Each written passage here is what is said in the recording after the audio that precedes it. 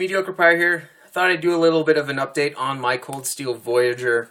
I've been carrying this on and off for the past couple weeks. This is the very first cold steel I've ever handled, and thought I'd get it just to see what they're all about and just know what they're about and how well they're put together and everything before I started criticizing them. So first thing I really like is the blade shape. It's really unique. It's kind of like a recurve Bowie.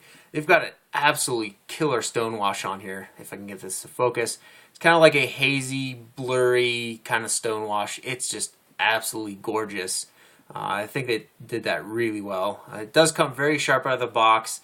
I did have to strop it a little bit, but it is very sharp, as I can attest to that. Totally sliced myself. But really nice, smooth lockup, everything like that. Not too hard to open or close. Nice, big, chunky, ambidextrous thumb studs that are easy to access. No blade play or any lockup issues that I can find. Triad lock, very first experience with it. It is a little bit hard to disengage. You need a little bit more pressure than your normal Spyderco or anything like that. But it does feel very secure, and I can totally see how this can take a beating. You know, it's pretty well thought out. So, moving down the line, handle shape is very nice. They do have a very generous choil up here that kind of locks your finger right in and keeps it from moving around. You can go up here and use this little area in front of the forward choil if you want more control. But the texture is a little bit too much for me. I've never come in any circumstance where my knives have been too wet or greasy or bloody or whatever for me to grip onto them, and they just fly out of my hands. So that's the first thing I really didn't like about this knife, is just the texture. It's way too aggressive for me, and it's not too bad. If you really grip hard onto the knife, you can start to feel it, and I can see it kind of wearing away at your hand after extended periods of use. But the biggest issue I had with it was right underneath the pocket clip. It's just way too much friction underneath the material. And after 2 or 3 times of trying to take it out to use it and then put it back in my pocket, it just started tearing up my jeans, or not my jeans, but my pants. And it just was way too much friction. So I decided to completely not use a pocket clip and just toss it right in my pocket. So I think they could have done this a little bit better. A lot of people complain about just the texture underneath, and they mod it. But if they did something like what Spyderco does, just underneath their the pocket clip, they have a nice flat area. I've never had one of these knives come out of my pocket without me wanting it to come out.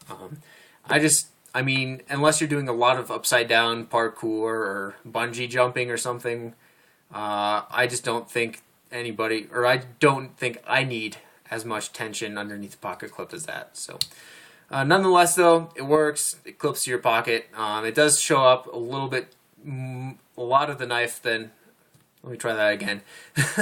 It shows a lot more of the knife than I'd personally like to show, quite a bit, that much. But still, it gives a nice chunky handle to grab onto. So if you need to access your knife fast, which this won't allow, the pocket clip won't allow.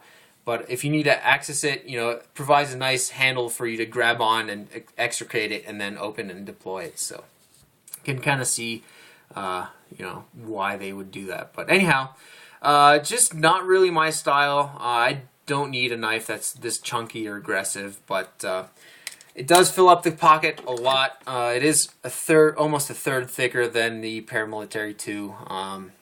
So it does take up a lot of pocket space that way too. So just the combination of the grip, the pocket clip, and just the thickness just made this a knife that I didn't really carry that often or want to carry in my pocket.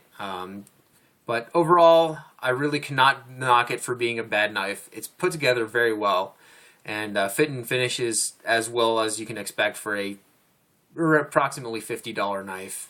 It's not terrible, so I really cannot knock Cold Steel for putting out a knife that's poorly constructed or just doesn't work. So, just still not my style. I'm just not very big into a knife that's, you know, for super tactical secret ops or anything like that.